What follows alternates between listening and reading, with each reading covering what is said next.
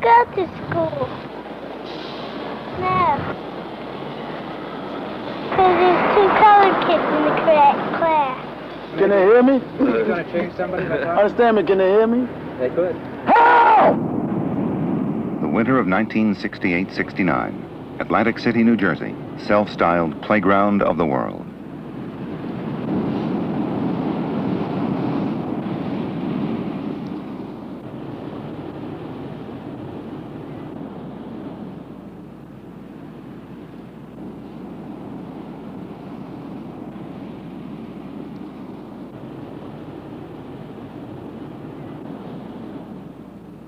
The venerable Traymore Hotel. For 72 Atlantic City High School students, it is about to become, in theory, a home away from home, a school away from school. You're new to Atlantic City.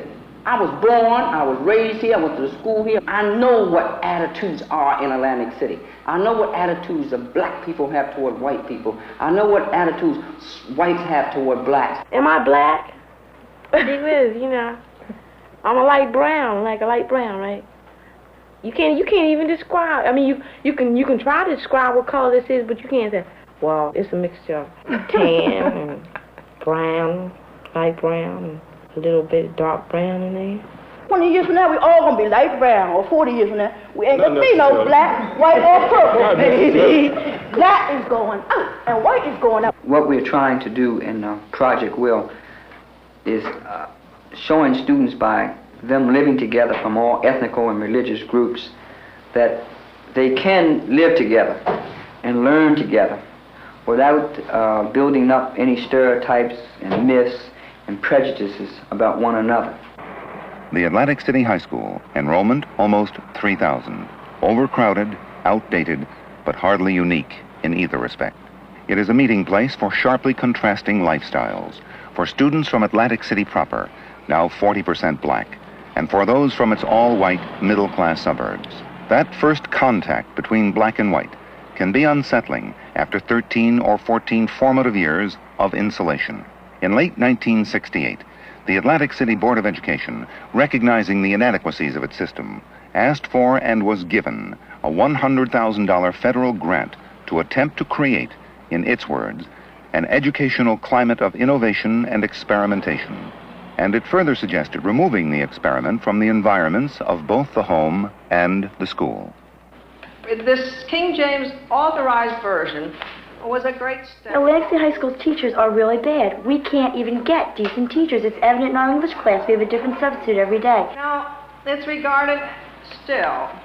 English class curricula is outmoded 20, 30, 50 times. James, somehow or other, they fall flat. I could do higher work, but I've got nothing to work for. These scholars... I think that we have to tell our teachers what we don't like, because half of them, either they don't know or they don't care. With allusions to the Bible, because it is a common... I was going to school and hating it. You know, you get up, you live, you breathe, you go to school. And it's too bad we don't study more of the Bible, not for religion, but for literature. The experiment had two purposes. One, its stated purpose, to provide an atmosphere for freer learning. The second, to bring whites and blacks together. In the high school itself, racial tensions had run high, aggravated by what many black students regard as a punitive racist measure, in-school suspension. For those students who commit infractions of school rules, a portion of the girls' gymnasium balcony has been partitioned off. And for the full school day, sometimes for as long as 2 weeks, students are isolated there, supervised but not educated, at least not in the formal sense. This is like the box. This is like the box, you know. It keep you all separated. You can't see nothing, but all you do is look at the wall all day or read a book or bring some of your homework or something like that. Other words, you can sit down and you can play cards, do what you want to do. They call us animals, man. Put us in a box. If you're late 4 times in a row, you get a suspension in this room. You come here today, how many white did you see in here? None. Yeah, well, 100%. White people not late. Mrs. Marie Wasser and her daughter Susan, a senior at Atlantic City High School. Susan has been accepted for participation in the experiment which has been named Project Will. which promises, among other things, to bring about changes in student attitudes. I would say what is wrong with any school is it's needed more discipline. It needs more, the children really beg for discipline. That's what they need. I wouldn't say like they need, what I would say, they need an old-fashioned strap. But since they can't get it, we live in a different country, in a democratic country, they should have definite discipline. And discipline would make those children, I don't know what the children are going to say about me, but I would say that the children should wear uniform to school. If you think the old-fashioned way was so good, yes, well then these kids, they wouldn't rebel because they'd be happy about everything. Everything would be good for them. They just make a big noise, big disturbance, walk around all messed up, and don't accomplish anything. I do like the thing that they're trying to do, that they're trying to change. Well, I think there should be changes in the school system. I think this high school should be changed. Our high school has to be changed. It's bad. It's bad. That's why. All I'm saying is that if you want something, right, you've got to let the world know. Kids are changing the systems. That's why. Maybe they're doing it in the wrong way. Maybe what we do, you can't understand. They're wrong. They aren't wrong. They're going to find out later. They. All right, can I ask you a question? Not so loud. If the system... Not so loud. Your voice should be very soft. Your voice should be very soft. Mrs. Lois Chapman, a comparative newcomer to Atlantic City, moving there from South Carolina with her 2 daughters. Mary Chapman, a junior, is also bound for Project Will, hoping it will improve her ability to communicate with her age group. Like being accepted with people. I haven't been accepted by everybody. They asked you on the back of the paper, state what you wanted. Well, why you want to be in Project Will? And I did. I said, because I want to be in people of my own age group, and I want to learn from them, and I want them to learn from me. So the first phase of Project Will begins. 72 students, half white, half black, 2/3 underachievers in high school, 1/3 doing well. Project Will has as its stated objectives the creation of a congenial peer group, admired adult leaders, and atmosphere conducive to discussion. The stimulation in each child of the will to learn. The use of the word child is revealing. It rapidly becomes apparent that many of the students, like Susan Wasser, feel they are children no longer. They enter into the experiment believing what they have been told, that this will be their project to structure as they will within the boundaries of acceptable behavior and taste. A workshop in living and learning. The racial aspect is not openly stressed, but whenever black and white live together, it can hardly be avoided. The students begin, eagerly, hopefully. I will come back like Superman.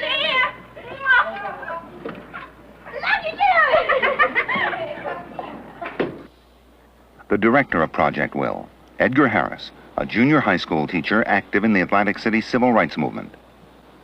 His assistant director, Rod MacDonald, a high school teacher now in his 3rd year of teaching. But it seems like every time it comes out only the race point. I have to disagree a little bit, Ed. When the kids really get down to it, when the kids really start talking in honest terms and confronting one another, they confront each other in terms of black and white. It points out to me how many problems the adult world has thrust upon these students, these kids. We've really transferred nothing but our values and our problems to these kids. And at 16 and 17 years old, they're coming up with problems that I couldn't believe existed until I got in contact, close contact, actually living with them here at the program. The workshops all this week are compulsory, meaning you have to go. All right? Now, it may not be something, it may be something that most of you feel is good, and some of you don't feel is good, but all of you need. If you are not there, you may pack your bags tomorrow morning, and I am very sincere about this. If you want to be changed, then you change it. But if you don't want to be changed and want to live with it and graduate as soon as you can, well then how about if your kids come to the same kind of high school. We have to change it. That's what we're going to have to do. You might as well start now. The one issue that rallies black and white together is the quality of education, the motivation of their teachers. Sitting in this evening, Dr. Samuel Sanderson, Director of the Office of Evaluation for the New Jersey Department of Education. They're just not open. They just can't. They You just can open. won't listen. Mr. Mark is in his office to give parent interviews. Mr. Corns. I know they're listening, but you're not our administration that's going to say, okay, do this. Do you know that when my father was in high school, they tried to change things? If you have nothing to work for in a school, you're not going to want to do good. There's nothing in that school that I want enough to want to do good and obtain it. If, in effect, you draw up a list of particulars and decide at one point you're going to present the list of grievances to the high school administration, and all of a sudden they decided that they aren't going to do anything about it, then the only recourse that you have is some type of confrontation. And confrontation can happen at a number of levels. You know, you can you have to develop methods of confrontation. And by that I mean, okay, one day you might decide, okay, you pull the first grade out, one grade out, you know. The second day you might pull out the third grade, and you keep escalating it like that until you get it to the point where you get a number of people out to make it very, very significant. But you have to not only have the backing of just students, you got to have the backing of parents on this too. Well, somehow or another, parents in this whole cataclysm this cataclysmic movement, and as far as kids are concerned, have become irrelevant. They no longer feel as though their parents are going to do the kinds of things that they want them to do. Because otherwise, if the parents went in favor of what they are doing, the parents would have done it themselves. So kids don't even really respect their parents, not anymore. And it's not because they don't like the parents for the battles that the parents fought and lost. Yeah. They dislike them because of the battles that they didn't fight. Now, how do you determine if you found someone that you really like, if this is the person that you would want to marry? And for Project Will promised unique, positive experiences that will change old patterns. But the pattern is too familiar. It is that of the school. Compulsory discussion groups led by adults who structure their material for children. And they were in the class only 2 years ago. So for some people in this room, marriage is not as far away as they may think. On the other hand, the person must be compatible. The word compatible is a big, long word, which the best way I can explain it is to say that oil and water are not compatible. You put them together, you mix them up, and you see the droplets of the oil or the water separating. They just don't go together. The key thing to remember that you're marrying not only someone who is physically attractive, but someone who is going to have to be, and this is a good word, a friend. You see here, this is the fertilized egg that is moving into the uterus, and it will settle there normally as this one did. But in the abnormal case, it would remain right there, and you can see that the tube is very tiny. This tube is extremely small, and within 6 or 7 weeks, even less sometimes, the tube will just rupture, and of course the danger of hemorrhage is there, internal hemorrhage. Say I went out with this girl just to, you know, and say we both had this mutual understanding of what we were going to do, you know. So say something happens, something go wrong, and she's pregnant. Then I should marry her because I got pregnant, so the baby won't have without father. And what makes you think I'll make a good enough father for the baby? I could hurt the baby more by being there and saying, darn, I'm tied down with this old such and such, and this old baby made me. I could hate that baby, you know? Was 2 people and there were 2 people involved.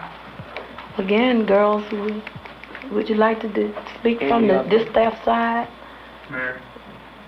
Don't anybody have something to say? Not for the color. I would. Why not? Because when you go out with a colored boy, right away you lose all your friends. It's how society is now. I'm Jewish, and I don't really like going out with people that aren't Jewish, because I'm used to my way of life. Are you afraid that you lose your friends because you go for a colored boy? I am. I'll say it right now. I wouldn't go out with a colored person. Would you hang around with a colored girl all the time, like you hang around with your friends? No, because if I would hung around with a colored girl, well then I would get with that type of person. But I enjoy being friends with them. What type? What's the type? What type? What's wrong with the black type does it take to hang? What type does it take not to hang around with a colored person? I'm not saying hang around. I'm saying when you have your own cliques, don't you? You have your own crowd of friends. If I joined your crowd of friends, then I wouldn't have my crowd of friends. I mean, I like being friends. Why? Why not? Because Why that's not? just Break like, it down. Why not? I feel that I am just as good as you. I'm not saying and that I as good believe as that me. you are just as good as me. Do you feel that you're better than me? No, I don't Well, know, break baby. it down. Why won't you go out with a colored boy? Because that's the way I was raised. Do you think colored boys are faster than white boys? I don't know nothing about colored boys. You have to know something about them. They all do the same thing. They all built alike as a man. How do you evaluate what happened in this room the other night? It really proved what this whole thing's, that people have the wrong idea about this whole program, that we're all not brothers and sisters, and that some people feel this way, which a lot of the kids couldn't believe that I felt this way. Even though it was hard for me, I'm glad I did it, and I'm glad it came out. Now, Susan, the attack that you underwent in this room the other night, that incident didn't end there. Can you tell us something, what's happened to you since then? There's been certain people don't talk to me. They talk about me, but they don't talk to me. In school, in the senior lounge, we have walls where everybody writes their names and everything. I have my name up there. Somebody wrote under my name. Susan Wasser is so prejudiced that when a Negro is going to try and help her, when she needs help from a Negro, he's going to spit on her. How do you personally evaluate Project Will for you? For me, I think Project Will hasn't really been what I expected. I don't feel it's working out for me. Mr. Harris caught me downstairs in the hallway when I was going home. And I told him, I said, you know, you're paying too much attention to that girl. You can't be partial to one child. Susan was over my house after this whole thing happened, and she was extremely upset. And she sat down, and we had a talk. And Susan came out and said, I can't say that as a person, as me, Susan Wasser, I would never go out with a colored boy. She said, but living at home in this society, I couldn't. I couldn't do it to my parents. I couldn't do it to anybody that cared about me. I think everybody took what I said the wrong way as I said it, as it was my idea that I didn't want to go out with a black boy because his skin was black, which I didn't say. I could go out with a colored boy and lose my friends if I wanted to, but I'm not the type of person that could go through this. The anxieties and tensions and things that would happen as a result of this. Don't you think something has been accomplished, something has been brought out in this project, that we all don't love each other and we all aren't willing to do certain things that everybody else outside thinks we are?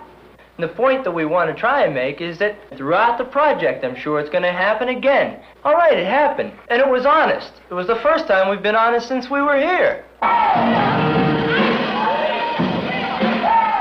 The first 5 weeks of Project Will come to an end in a mood of uncertainty of purpose and direction. What is now called the Susan Wasser incident has dominated the project. She and 12 others will not be back for the second 5 weeks.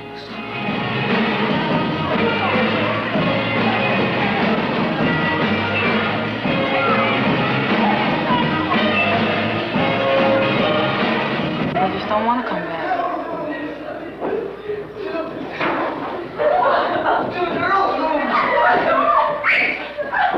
See, that's why I don't want to come back.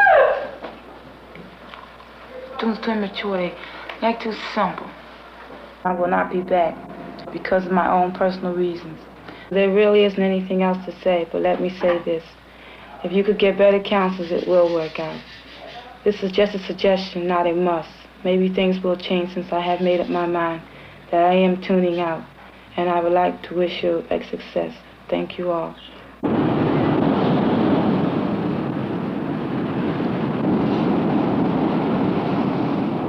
Michael Shapiro and Linda Merrill are among those who will not return, primarily because they see the project as an extension of the school system.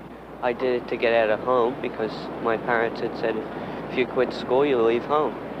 So I didn't want to stay home anymore because they were bugging me about everything I did when I'd be home at 12 o'clock or else, and don't have your hair come down past a certain inch above your neck, things like that.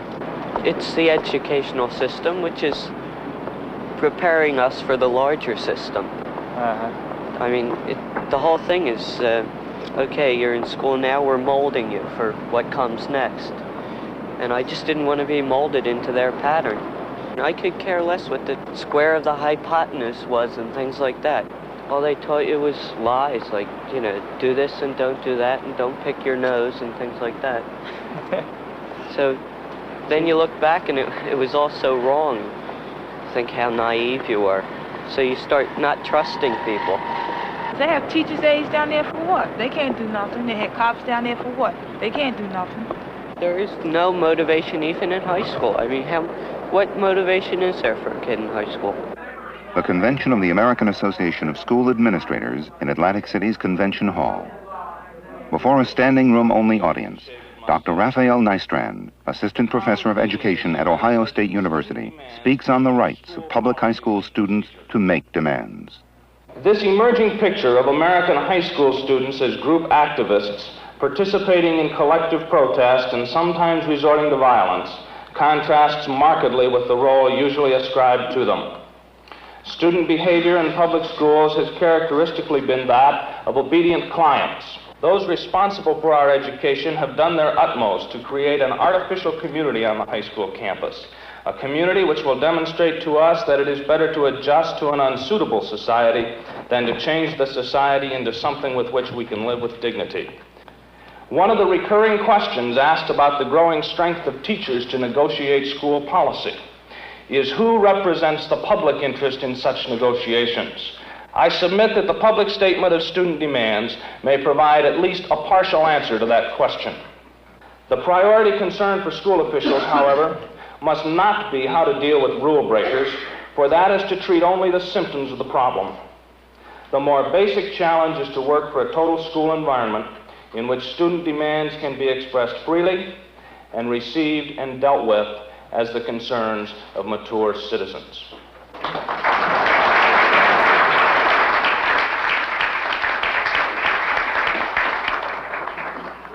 In every other type of profession, you have lead time. You know you're trying to market a product, right? Mm-hmm. So what do? You have enough lead time so that you can test that thing, get it together, get attitudes and things like, like that before you spring it on the public. Why not in education? What most of the people we're talking about here today were consequences of having not done certain things. Right, instead of the antecedents. Right. You see, and instead of preparing. Yeah, the antecedents. You see, they were talking about the consequences. What does one do when? Instead of devoting a great deal of their energies to, okay, fine, we have not done, so therefore what do we do now? Mm-hmm. Rather than in a sense trying to corral it. See, what they were, most of the emphasis and things like that were related to them trying to, in a sense, corral and repress. Even almost all of the dialogue and the jargon was related to repression. One thing that they dealt with today I thought was very, very honest and very open, and that is they recognized that the student power, student demand movement is no longer solely indigenous to the college, that it's moving very rapidly into the high schools, and then the next step is going to be into the grade schools. It's not a matter of color as far as I'm concerned. It is a matter of 6,000 kids in a school built for 2,000 in the year one. During the project recess, Rod MacDonald, furthering his own education, attends a meeting of concerned parents with Dr. Sanderson. What you're saying, in effect, is that the black students are suffering. I'm not saying black students, white students, no. I'm saying not concerned about white students. I'm talking about black students. Black ones, white ones, and Puerto Ricans, because I have friends among all of them. I'm saying that poor students are suffering. Because I think that the majority of the black community is poor. This is what we're concerned with. The majority of the Puerto Ricans are poor, and most of the white people I know are not rich either. Puerto Ricans have to do their own thing. I'm fighting for everybody's children. We had a meeting the other night, and a reading teacher stood up here and said that 80% of the children were reading below grade level. Now, she's a reading teacher, and you know her solution? You better spend more time with your children. How about the children whose parents didn't even speak English, and they came over here, and they made it in American society? The point is this. My first year at the high school, I'm a teacher at the high school, by the way. Well, how are you going to tell us what the point is? Let me make my point, I'll tell you. But you're making it from a white man's point of view. Okay, well, can I make my point? If you have one. I've listened, so let me say my piece. This is America. The point is this. When I came to the high school and I said to them, at the high school, I don't want to teach college prep. I want to teach general students. And Mr. Font said to me, wait a minute, he said, all right, we'll give you a general course, but of course you're not going to be able to do anything with those kids. The best you can do is go down there. Yeah. Which kids are Which kids are what kids I'm talking about? Black kids. You're talking about black kids? Black kids in the general courses. This is all I want to know. What you talking about? And he said to me, let me finish my statement. He said to me, the best you can do with these kids is entertain them. That's all you can do. My son just had a talk with his guidance counselor, and my son goes to school to do nothing, to get by. And his guidance counselor told him not to take plane geometry. I said, why would he tell you that? He said, because it's hard. And so Al has gone through school all his life taking everything easy. This time he took art and something else, everything easy. And the teachers are encouraging him to take something easy. Now maybe he's not going to be an Einstein, but they ought to at least encourage him to try. And I don't like it. Here's something that is killing your children. The curriculum down at Atlantic City High School. Okay, we know it, right? Okay. Let's start there. Yes. Let's pick on something that's vital within the high school that we know we can win on. Just with the group we've got, all right? You win those little victories first. You get a couple of little victories. Now we're radical. Sure, we're still radical, okay? But we got people behind us. We got the community behind you now. The gentleman said, get something and be a winner, and then you'll get support. I don't feel we have that time, because I feel we're fighting for survival. And I think our children should learn how to survive, you know. You're talking revolution. So others can live. You're talking revolution, right? This is where it's You're at, talking man. revolution. And ain't nowhere else. There has never been yet a revolution that started out by winning on the first day. You are speaking from white man's values, and we're speaking from black. And I mean, there is a difference. I hate to cut you down this way, but I have to tell you that, you know, there is a difference. I know there's a difference. I know it. I have to live with that difference. I'm sorry. Yeah, I'm sorry. I'm sorry about it too, really. I really am. I guess ostensibly what she's saying, Rod, is that their battle and my battle is a battle for survival. The real issue, the real issue in urban cities at the moment is not really quality, not education, Mama. That ain't the real issue. The issue is Mama power. The real issue in education in the urban area among black folks ain't got nothing to do with really moving a youngster from one grade to this grade in reading level. You after power, and you after some decision-making power. You after power at a level, for example, up here, so that when you say jump, everybody say hi. What if you get someone like myself, who I'm committed to the same cause, only from a white point of view, I suppose, and probably you can't say it's even... That's what you say. Everybody's committed. And always getting this bag of being committed. Well, let me tell you something. Let me finish this. That's what you say you're committed. And you want to do something. You want to save us. Buddy, get it together and save yourself, or you'll burn with the rest of them. That's what it is.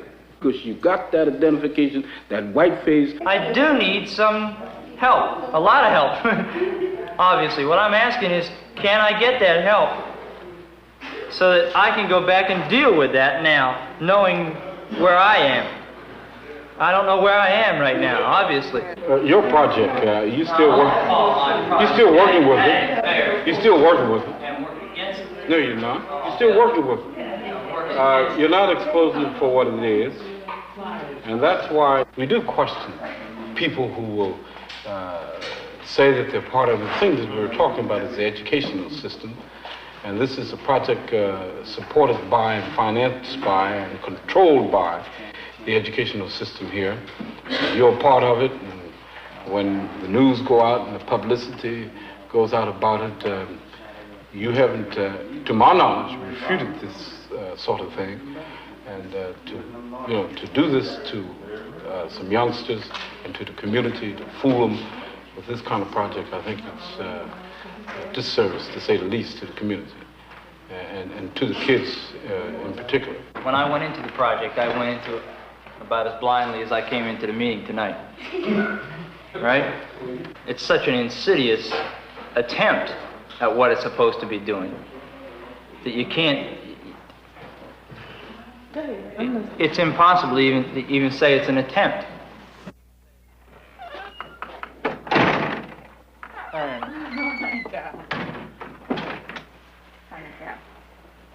How'd it go? Yeah.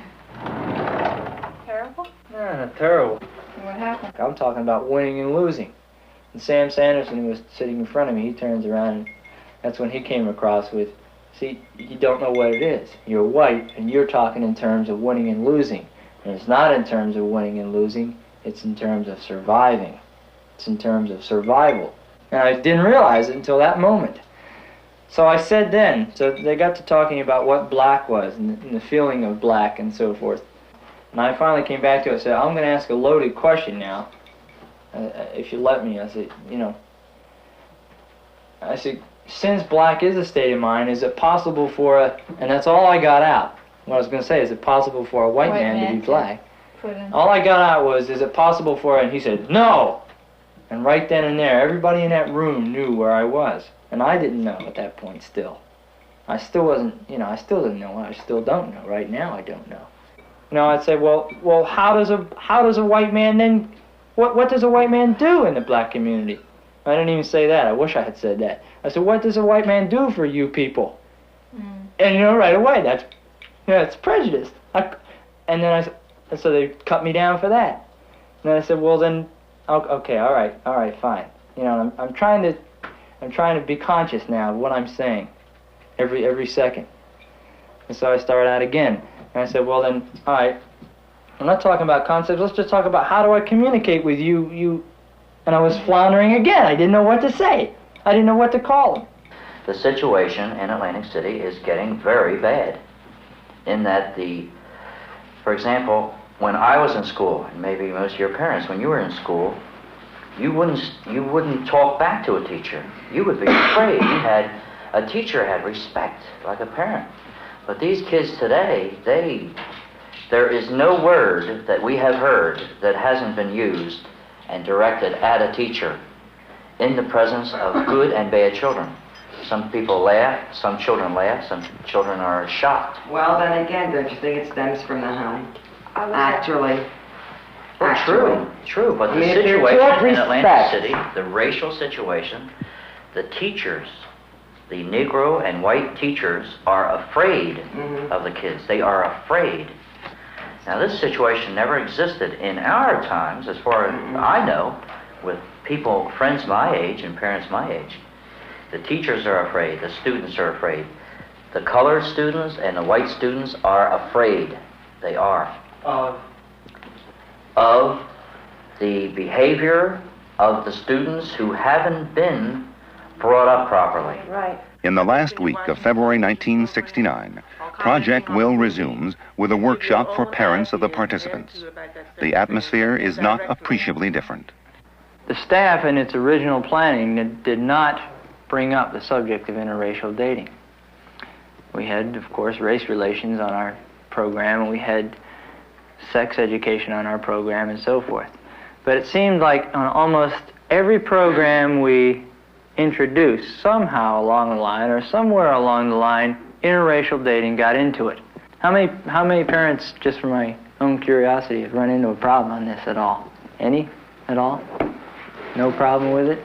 My daughter is in the project, and I have told her that I am not for interracial dating. And she misunderstands this and feels that this is a prejudice. But it is not, because I feel if a Negro boy dates a white girl, I feel that he makes himself quite unpopular with his own Negro people. I feel that the Negro girls can say to this boy, why aren't you dating me? Why aren't you dating us? Anybody want to comment on that? Up to a point, you are right. But may I ask you a question? Yes. Why would your daughter want to date a Negro boy? We're not going to put up with the same things that we put up with last time. Now, whether you know it or not, you have a job here and a responsibility. We had 72 students last time, and we have 81 now. Now, you have a job here, and your job, one of your main jobs, is that we have to make some changes within the high school, and we can't do it with some of the types of things that we've been doing last year. We know that somebody's not going to do what they're supposed to do, and they're going to be on their way out. Anyone who gets mad and packs their bag and leaves and thinks, I'm going to run after them, anyone else going to run after them, you are sadly mistaken. When you pack your bag and you leave, that is it. That is it. Nobody is coming after you. That is it. You are automatically dropped from the program. Is that understood? No more subs. Hoagies and stuff at night is out. Out. Out. Subs, a large sandwich relished by teenagers. In other parts of the country, heroes, wedges, hoagies. Isn't this nice? I sleep in. Can someone pass me the paper? Can someone read the paper? Oh, let me read it. Be quiet. Be quiet. To the staff of Project Will, we the students of Project Will often, after conferring in a general meeting, have decided that we would like the privilege of ordering subs. We here have unanimously concluded that this is the best method of achieving our desired goal. We are sitting here, not in violence, but in peace, asking for your consent. If you decide to honor our plea, please sign below on behalf of the staff. We will be most grateful and will adjourn this protest in a quiet manner. Thank you very much to students.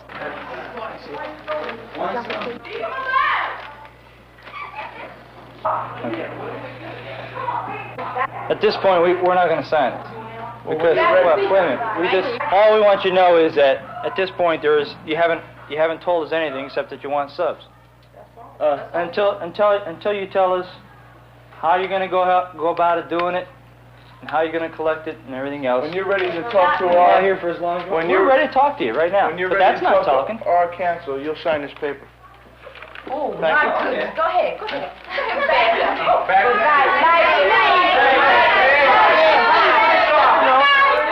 Only one last, would like to say one last thing. Let me finish. Let me finish. It's my turn to speak. Right. You said that you'll have a committee, you'll have this, and you'll have that, and you'll have the next thing. And then the last thing she said to me was, Can we do it? can we do it? What do you mean, can we do it? Why are you asking me? You're protesting against me, aren't you?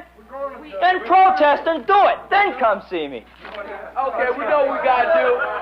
We all know what we gotta do, right? Now we are just being their puppets, and if you keep going on like this, it's just going to go kapooey. I was here the last half, and there was nothing like this. Let me know because we knew what respect was. We believe that we should have some say in what kind of education we get. We have to start somewhere. This is just the starting. This is just starting right here, man. No, I got the floor. You ain't telling me nothing, man. You're the building. You're going to watch it. You ain't telling me. No. Well, how can you say? Oh, shut up, man. Big. No, man. Look, we got to start on whether it's the right foot or not. We got the majority, and y'all the minority, so y'all just stay in your room. If we want to do what we want to do, y'all just ice it. We're here to learn how to be leaders, right? That's how come we got picked. You would have never known this if there wasn't that workshop today. When we came before, we had the workshop. Well, before, I just came this time. If you disagree with it, how come you're down here raising no, so much tell sand? Tell me that. How come? If you disagree with it, how come you're down here raising so much sand? Why do you want to ruin it for us? Just tell me. Is it that you just want to get on the camera? What is this? What is it? Wait a second. He said that we're in trouble with the hotel right now. We disturbed, making too much noise, right? He said if we cool it down, they're gonna leave. So I want y'all please cool it down. And if you don't like what we're doing, just go to your room. Wait a minute. Wait a minute. Oh, you didn't have on, right? Wait a minute. Listen, girl, we making too much noise. You understand? Y'all just been brainwashed, see? Y'all wait. Shut up. No, wait. Shut up. No, wait. Come on. No, see, y'all do that thing that everything you want, you gotta go by grown-ups' way. Whether we doing it right or wrong, we're doing our own thing. See? Right. So we gonna do it. We've been waiting around for 6 weeks for him to start, and nothing started until we kicked him in the rear end. I hope you will pardon me now because I have something else to do at this time. Please. Thank you. Excuse me.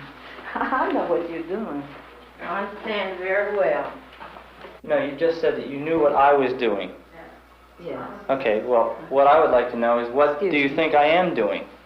Well, you have told me you want to motivate the children to do things. You already say that. You want to motivate them now in a different way to do things. And you're doing it. Although the basic question again is, what is the objection to that?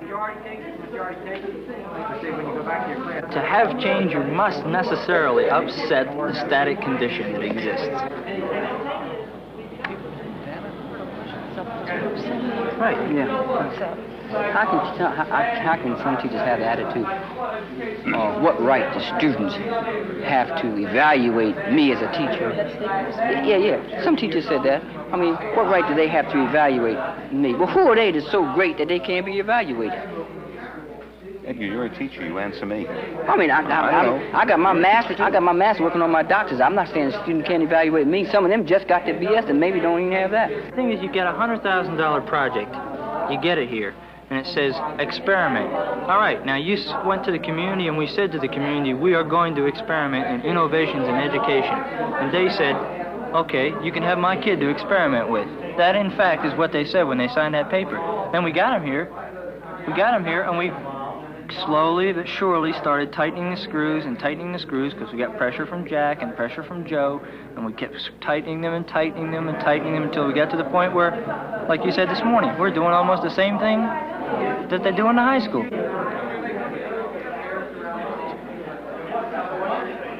Oh, you got a point there. You know, this whole it's a matter of not we have to stand up, but the kids and the parents have to stand up to what the whole thing's all about. If we offer them something and they don't want to participate in it, then let their parents pull them out.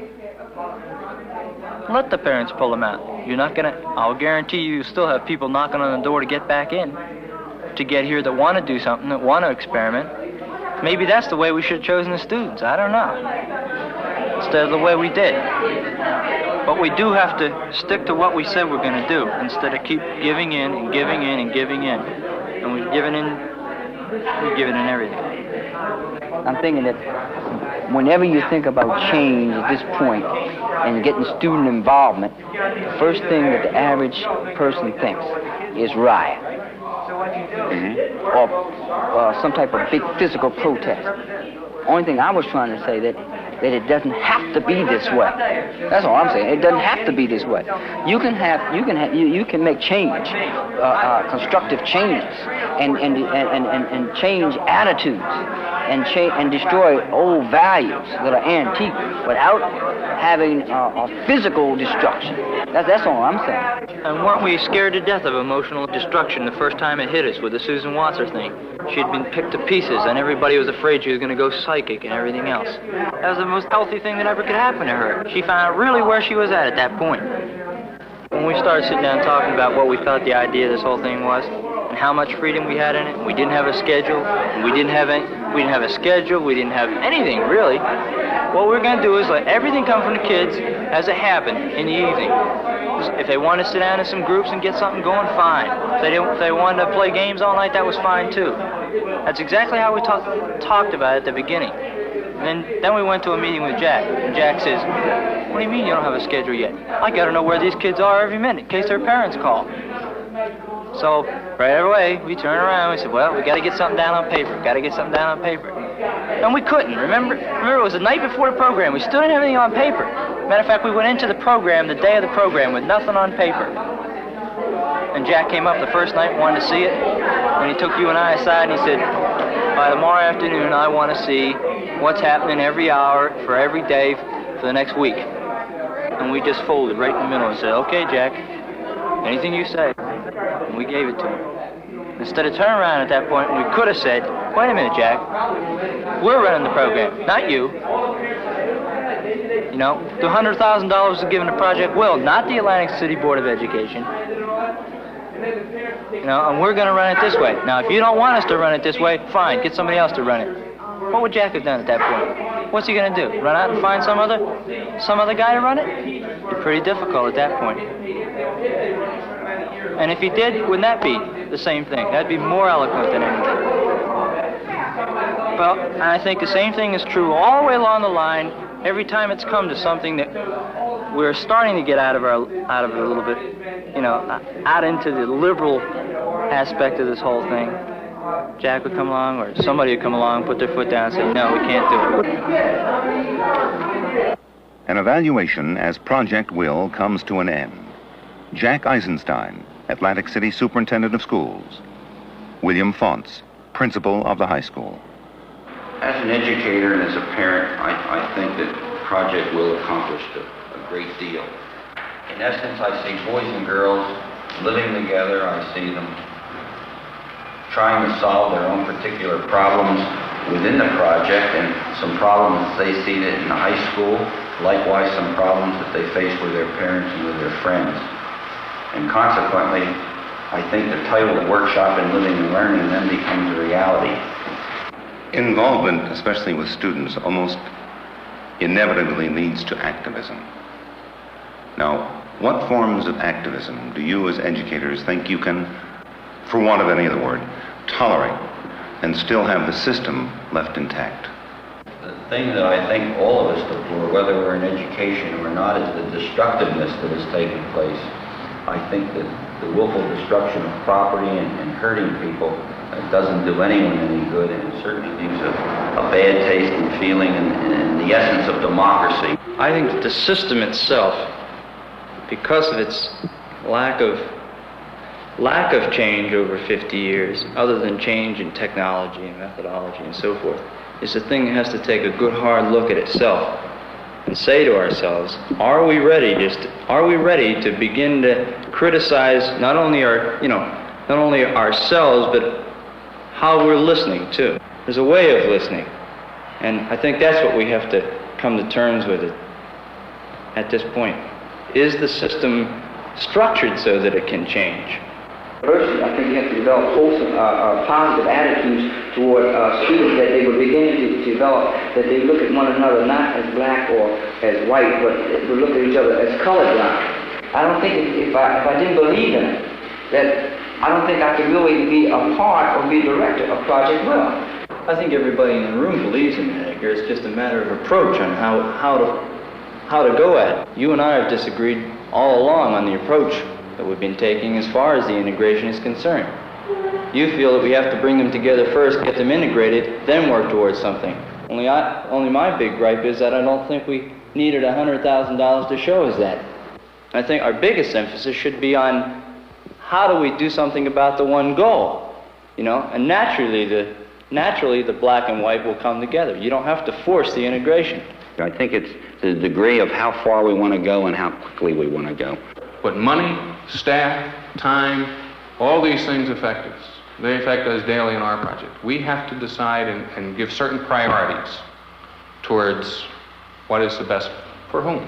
For the great majority of the kids that are involved in the educational process. This is my major gripe, if you want to call it that, against the system.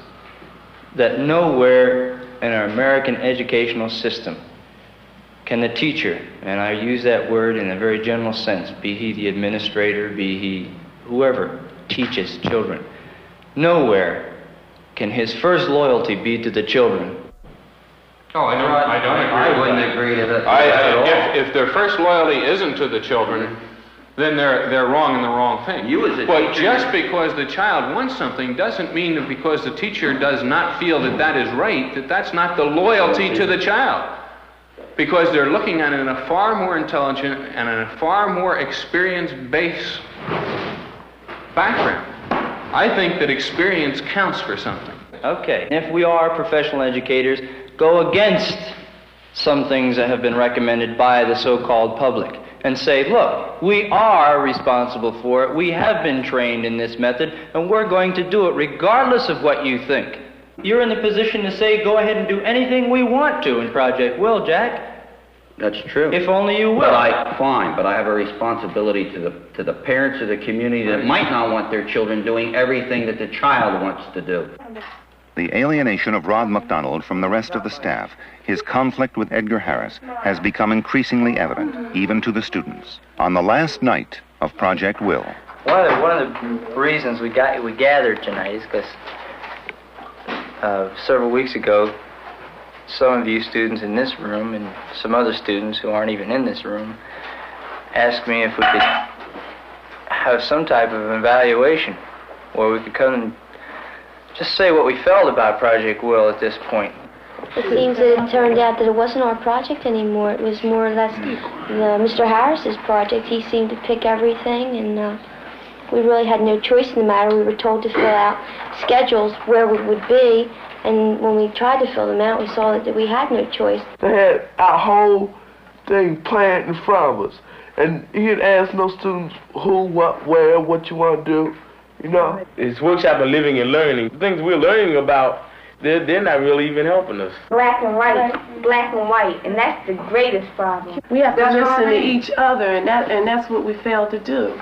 Do you think the adults in the program did listen to you? No. Oh, you listened, but not that you really took it in. I mean, it's one thing listening and another thing acting on it.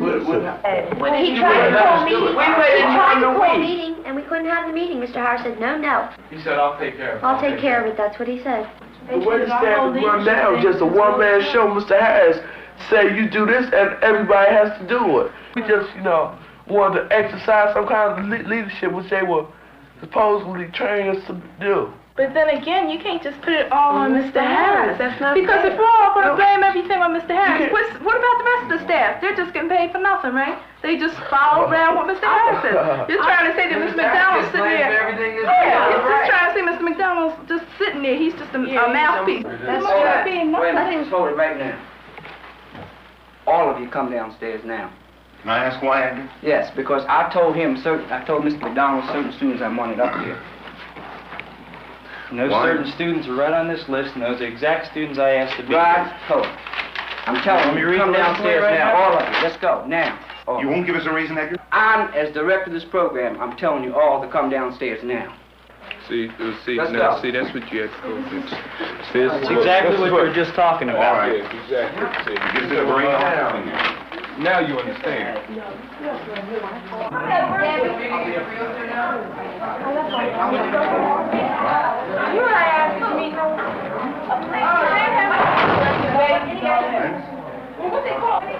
One student who had not been picked on the list was in the program, was in on the discussion, and Mr. Harris asked me if I would ask that particular student to leave. I told him that in all good conscience, I felt that the girl wanted to say what she was saying, and I could not ask her to leave. And that if he wanted her to leave, he would have to ask her himself. And at this point, he became quite angered and felt that I was being insubordinate, which probably is true. I was. And, but it was he was asking me to go against my conscience, and I couldn't do that. I was told to leave, so I said, all right, I'll leave. Why the censorship? There was no explanation why he was pulling out all the students. There's no explanation to me why he was pulling out them all, and certainly I feel that they have a right. He had just given them permission to be there, and now he is taking that permission away with no reason. And in our meeting just in this room here, he was questioned by a student, asked that very same question, Mr. Harris, why did you handle it that way? Why didn't you give us a reason why you're asking us all to come out? And there was no answer given. Right now, like Joel knows, like so many disagreements, corruption in the project itself.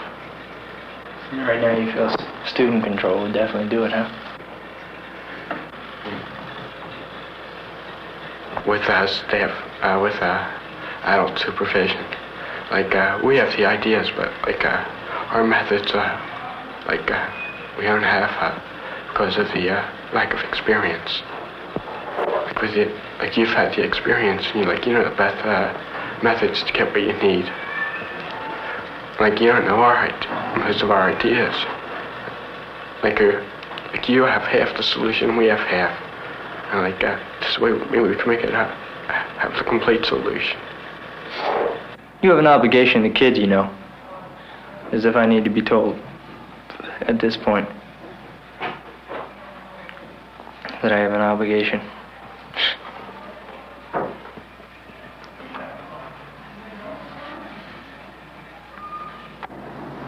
I think a lot more can be done. The kids will do it if someone will rally behind them and help them. All the goals that we had for them, I don't think we've reached any of them, but we've done so much more. They've learned to cope with things they didn't have to cope with before. As a natural happening, I think it worked well. And I think that's the only way we can hope that black and white will get together, just naturally. Having somehow or another been associated with the project from its beginning, two things are very clear.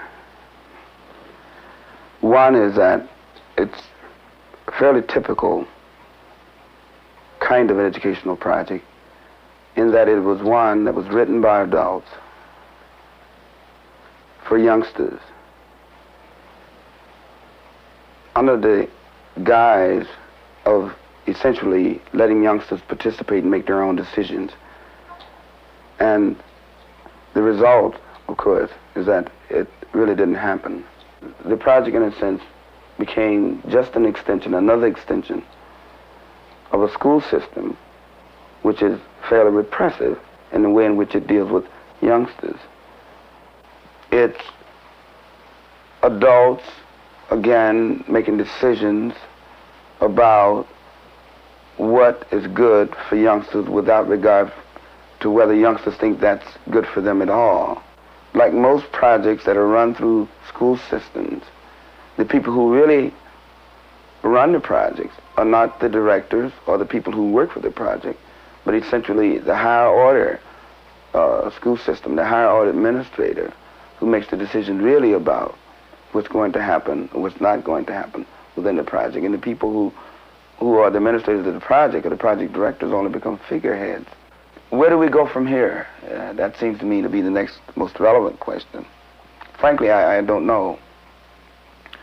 Should we continually spend money on these types of experiments? Frankly, I don't know the answer to that either. There's also a possibility that really, the real reason that people don't get along is not so much that they don't understand each other, but it could well be that they understand each other. Frankly, I just don't know. Project Will ended on March 28, 1969. Of the 72 students who started the experiment, 22 did not finish. And on March 30th, Rod MacDonald returned his unsigned contract and resigned from the Atlantic City school system.